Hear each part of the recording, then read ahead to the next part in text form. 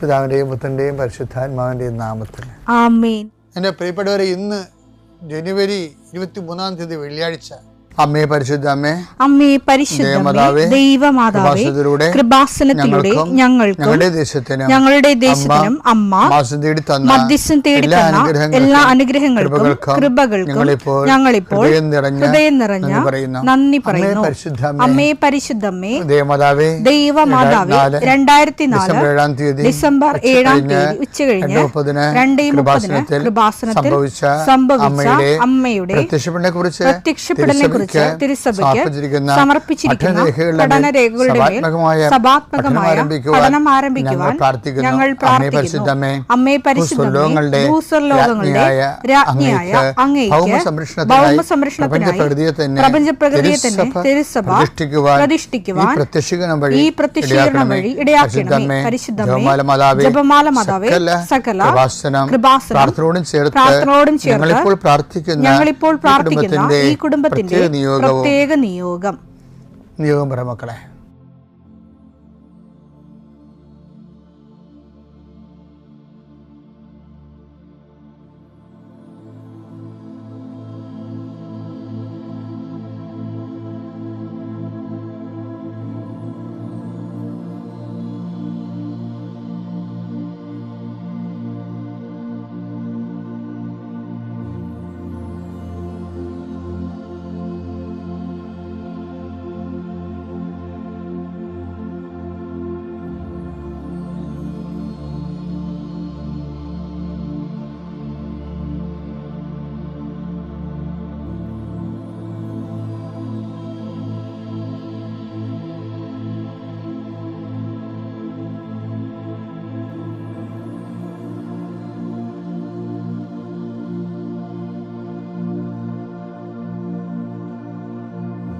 അമ്മയുടെ പ്രത്യക്ഷീകരണത്തിന്റെ ഈ അനുഗ്രഹവേളയിൽ ഞങ്ങൾക്ക് സാധിച്ചു തരുവാൻ കനിയണമേ.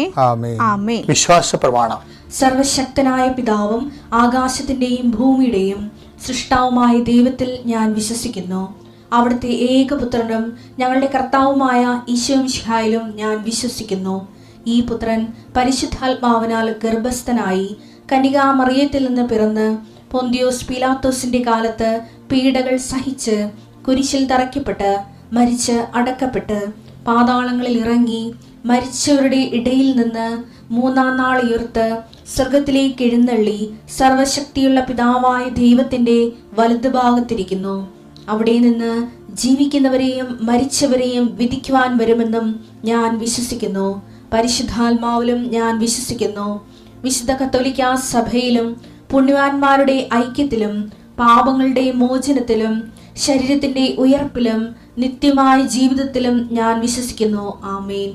സുഖസ്ഥനായ ഞങ്ങളുടെ പിതാവേ, അങ്ങയുടെ നാമം പൂജിതമാകണമേ. അങ്ങയുടെ രാജ്യം വരണമേ. അങ്ങയുടെ തിരുമനസ് സ്വർഗത്തിലെ പോലെ ഭൂമിയിലും ആകണമേ. അന്നു വേണ്ടുന്ന ആഹാരം ഇന്ന് ഞങ്ങൾക്ക് തരണമേ. ഞങ്ങളോട് തെറ്റ് ചെയ്യുന്നവരോട് ഞങ്ങൾ ക്ഷമിക്കുന്നത് പോലെ ഞങ്ങളുടെ തെറ്റുകൾ ഞങ്ങളോടും ക്ഷമിക്കണമേ. ഞങ്ങളെ പ്രലോഭനത്തിൽ ഉൾപ്പെടുത്തരുതേ, തിന്മയിൽ ഞങ്ങൾ രക്ഷിക്കണമേ. ആമേൻ. നന്മ നിറഞ്ഞ മറിയമേ, സ്വസ്തി. കർത്താവ് അങ്ങയുടെ കൂടെ സ്ത്രീകളിൽ അങ്ങ് അനുഗ്രഹിക്കപ്പെട്ടവളാകുന്നു. അങ്ങയുടെ ഉദരത്തിൻ ഫലമായി ഈശോ അനുഗ്രഹിക്കപ്പെട്ടവനാകുന്നു. പരിശുദ്ധ മറിയമേ, തമ്പുരാന്റെ അമ്മേ, പാപികളായ ഞങ്ങൾക്ക് വേണ്ടി ഇപ്പോഴും ഞങ്ങളുടെ മരണസമയത്തും തമ്പുരാനോട് അപേക്ഷിക്കണമേ. ആമേൻ. കർത്താവേ, നിന്റെ ഉന്നതമായ നാമത്തിന് സ്തോത്രം ചെയ്യുന്നു. കർത്താവേ, നിന്റെ വിശുദ്ധ പൗരോഹിത്യത്തെ മഹത്വപ്പെടുത്തണമേ. കർത്താവേ, സഭയിലുള്ള സാന്നിധ്യം പ്രകടമാക്കണമേ. 40 വർഷം ഞാൻ അർപ്പിച്ച കൃപാനയുടെ യോഗ്യതയാൽ കൃപാസ്ഥാനത്താറെ ജീവനോടെ പ്രത്യക്ഷപ്പെട്ട പരിശുദ്ധ അമ്മയുടെ മാധ്യസ്ഥത്തിലെ എൻ്റെ കർത്താവ്, ഇന്ന് ഞങ്ങൾ കണ്ടുമുട്ടുന്ന വ്യക്തികൾ, കർത്താവ്, ഞങ്ങൾ ഇന്ന് സംസാരിക്കുന്ന വ്യക്തികൾ, ഞങ്ങൾ ചില പ്രോജക്റ്റുകൾക്ക് വേണ്ടിയും ചില പോംവഴികൾക്ക് വേണ്ടിയും ജീവിതത്തിലെ ചില പ്രയാസങ്ങൾ, സാമ്പത്തിക വിഷയങ്ങളായാലും മറ്റു വിഷയങ്ങളായാലും മാറുന്നതിന് വേണ്ടി സംസാരിക്കാൻ പോകുന്ന വ്യക്തികളിൽ, നിങ്ങൾ സംസാരിക്കാൻ പോകുന്ന വ്യക്തികളിൽ ഇന്ന് പരിശുദ്ധാത്മ നിറയട്ടെ. സഞ്ചാരിക മാതാവ്, സമയത്തിനധികമായ പരിശുദ്ധ അമ്മ കൃപാസന മാതാവ് ഇന്ന് നിങ്ങളുടെ കൂടെ യാത്രയാവുകയും നിങ്ങളുടെ കൂടെ വരികയും ചെയ്യട്ടെ. നിങ്ങൾക്ക് സംസാരിച്ച് ഒതുക്കാൻ പറ്റാത്ത വിഷയങ്ങൾ, നിങ്ങൾ സംസാരിച്ചാൽ ശരിയാകത്തില്ലെന്ന് തോന്നുന്ന സ്ഥലങ്ങളിൽ കർത്താവ് തന്നെ മറുപക്ഷത്ത് നിന്നുകൊണ്ട് നിങ്ങൾക്ക് അനുകൂലമായ ഒരു സാഹചര്യം ഉണ്ടാക്കിത്തരാൻ കർത്താവിൻ്റെ നാമത്തിൽ ഞാൻ നിങ്ങളെ ആശീർവദിക്കുന്നു. പിതാപുത്രനും പരിശുദ്ധാത്മാസുരസിൽ നീക്കാം. എൻ്റെ പ്രിയപ്പെട്ടവരെ, കുറഞ്ഞ കാലം കൊണ്ട് ആയിരക്കണക്കിനും പതിനായിരക്കണക്കിനും ദൈവാനുഭവ സാക്ഷ്യങ്ങൾ വരുമ്പോൾ നമുക്ക് മനസ്സിലാകുന്ന ഒരു സത്യം എന്താണ്? ഉടമ്പടി കവനന്റ് ഈസ് എ സ്മാർട്ട് സ്പിരിച്വാലിറ്റിയാണ്. ഒരു സ്മാർട്ട് സ്പിരിച്വാലിറ്റിയാണ് ഇന്നത്തെ. ഈ സ്മാർട്ട് സ്പിരിച്വാലിറ്റിക്ക് 3 ഘടകങ്ങളുണ്ടാകും. അല്ലെങ്കിൽ സ്മാർട്ട്നെസ്സിന് 3 ഘടകങ്ങളുണ്ടല്ലോ. എന്തൊക്കെയാണ്?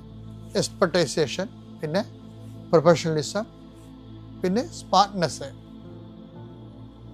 അതിൻ്റെ അത് എക്സ്പെർട്ട് എന്ന് പറയുമ്പോൾ പ്രാവീണ്യം അല്ലേ? അതിൻ്റെ അകത്ത് ടെക്നിക്കലായിട്ട് ടെക്നിക്കലായിട്ടുള്ള പോയിന്റിൽ നമ്മൾ ഒരു പ്രാവീണ്യം നേടണം. അപ്പോൾ അതിൻ്റെ അകത്ത് ടെക്നിക്കൽ പോയിന്റ് എന്താണ്? ഉടമ്പടിയിലുള്ള ടെക്നിക്കൽ പോയിന്റ് വെച്ചാൽ മൊത്തം നോക്കുമ്പോൾ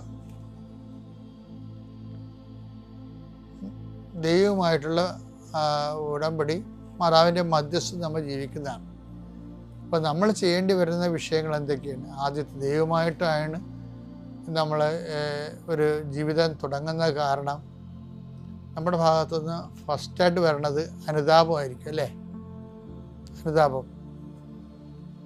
ഇതിൻ്റെ എക്സ്പെർട്ടൈസേഷനിൽ വരണത് ഫസ്റ്റ് പോയിന്റിൽ അനുതാപമാണ്. ഈ കാര്യം എന്ന് വെച്ചാൽ സ്പിരിച്വാലിറ്റി എന്ന് പറയണത്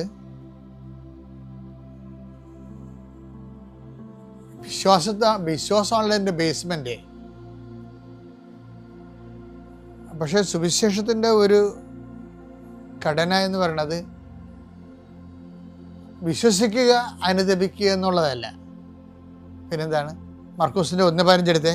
അവൻ പറഞ്ഞു സമയം പൂർത്തിയായി, ദൈവരാജ്യം സമീപിച്ചിരിക്കുന്നു, അനുദപിച്ച് സുവിശേഷത്തിൽ വിശ്വസിക്കുവിൻ.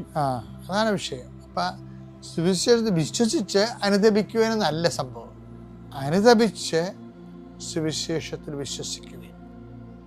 അത് കാരണം ഞാൻ പണ്ട് തുമ്പോളിലായിരിക്കണം. തുമ്പോളി തമ്മിൽ പള്ളിയുണ്ടേ, മാതാവിൻ്റെ പള്ളിയാണ്.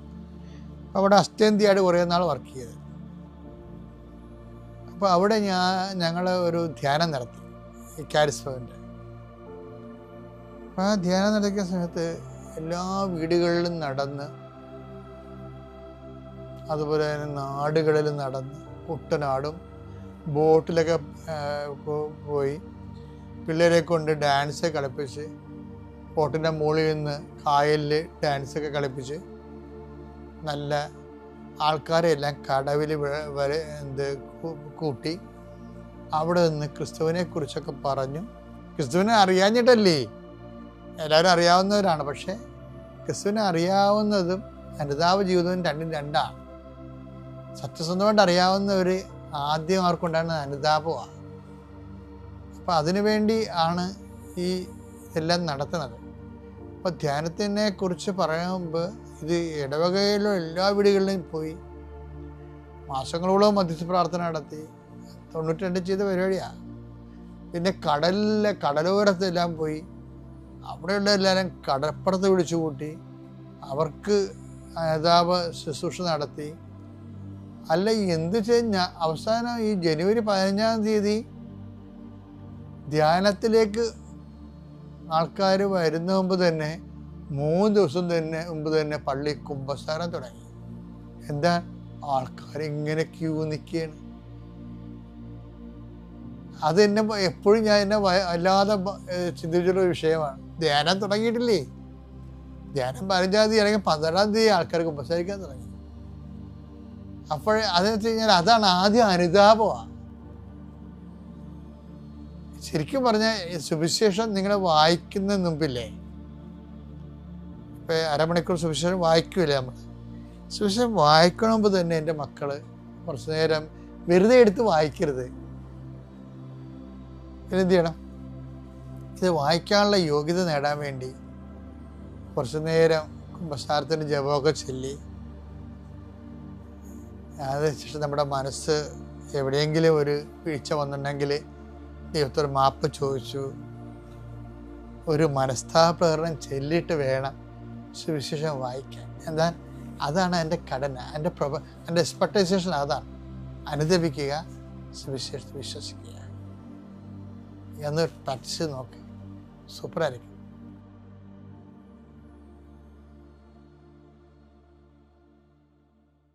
അത്യപൂർവ ദൈവാനുഭവങ്ങൾ ഇനി നിങ്ങൾക്കും സ്വന്തം. ഈ യൂട്യൂബ് ചാനൽ ഇതുവരെ സബ്സ്ക്രൈബ് ചെയ്തിട്ടില്ലെങ്കിൽ ഇപ്പോൾ തന്നെ സബ്സ്ക്രൈബ് ചെയ്യുക. ഈ വീഡിയോ ഇപ്പോൾ തന്നെ നിങ്ങളുടെ സുഹൃത്തുക്കൾക്ക് ഷെയർ ചെയ്തുകൊണ്ട് കർത്താവിൻ്റെ പ്രേക്ഷിതരാകുക.